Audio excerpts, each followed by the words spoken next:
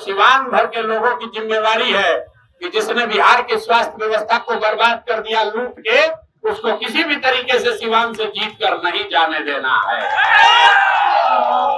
और अगर सिवान से लोगों ने उसको, उस आदमी को, उस शख्स को वोट दिया, तो इसका मतलब पूरे बिहार की स्वास्थ्य व्यवस्था का जो वहां उसमें भ्रष्टाचार हुआ है, जो बर्बादी हुई है, सिवान के लोग उसको अस्वीकार करके उसी व्यक्ति को फिर से सदन में भेजेंगे। लालू यादव, तेजस्वी यादव को मुख्यमंत्री बनाने का नहीं कहेंगे तो आपको कहेंगे। लालू जी तो ऐसे व्यक्ति हैं, खुद मंच पर खड़ा होकर किसी ने उनसे कहा कि अपने पत्नी को काहे बनाए थे, तो मंच से खड़ा होकर कहे कि आप अपने पत्नी को नहीं बनाते तो तुम्हारे पत्नी को बनाते हैं।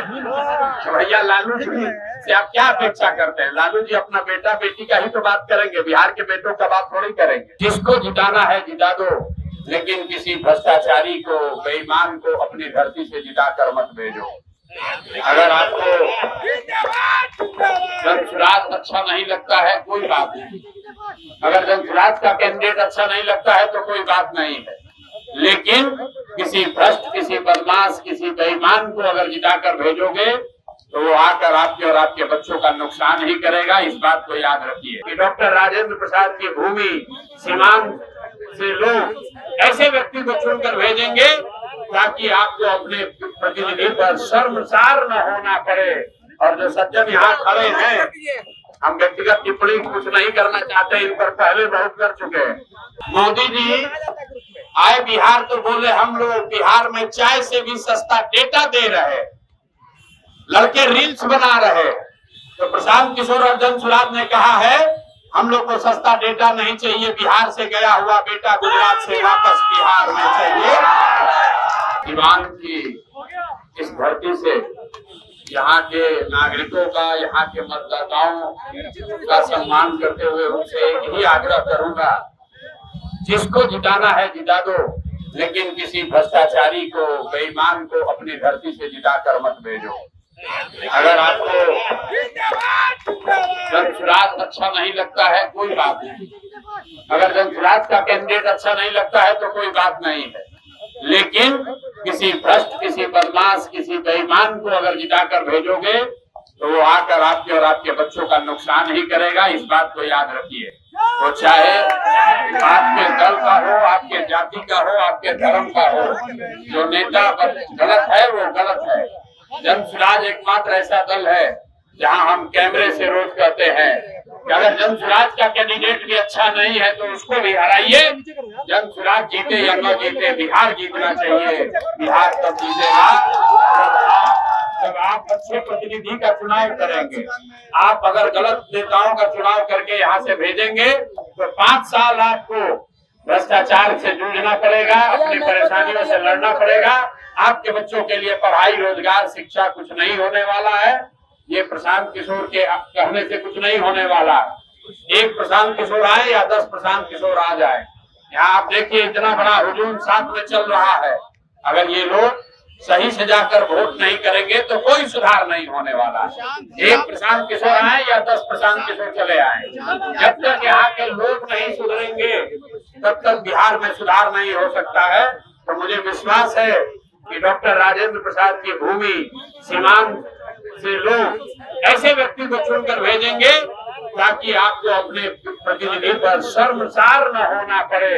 और जो सज्जन यहाँ खड़े हैं, हम व्यक्तिगत टिप्पणी कुछ नहीं करना चाहते, इन पर पहले बहुत कर चुके हैं।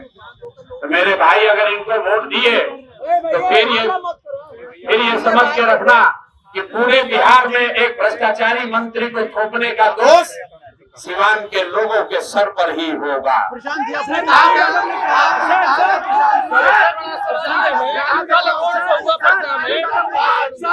लालू यादव ने कहा कि तेजस्वी यादव मुख्यमंत्री बनेंगे इस बार।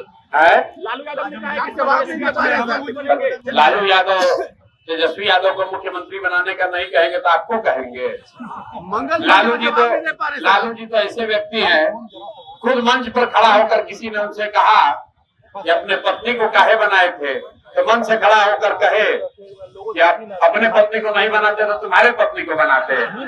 तो भैया लालू जी से आप क्या अपेक्षा करते हैं? लालू जी अपना बेटा बेटी का ही तो बात करेंगे, बिहार के बेटों का बात थोड़ी करेंगे। मोदी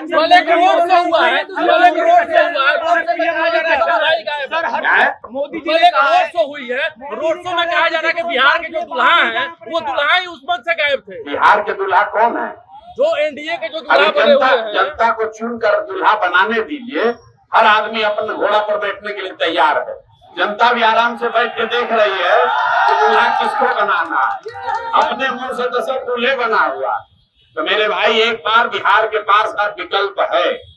30 वर्ष से लालू जी के डर से नीतीश भाजपा और भाजपा के डर से लालू जी को वोट देने का जो राजनीतिक मजबूरी था वो अब आपका खत्म हो गया है। अब आपके पास विकल्प है। पिछले कई वर्षों से लोगों ने मुझे कहा भैया हम लोग गलती इसलिए करते थे क्योंकि हमारे पास विकल्प नहीं था। अब आपके पास विकल्प है।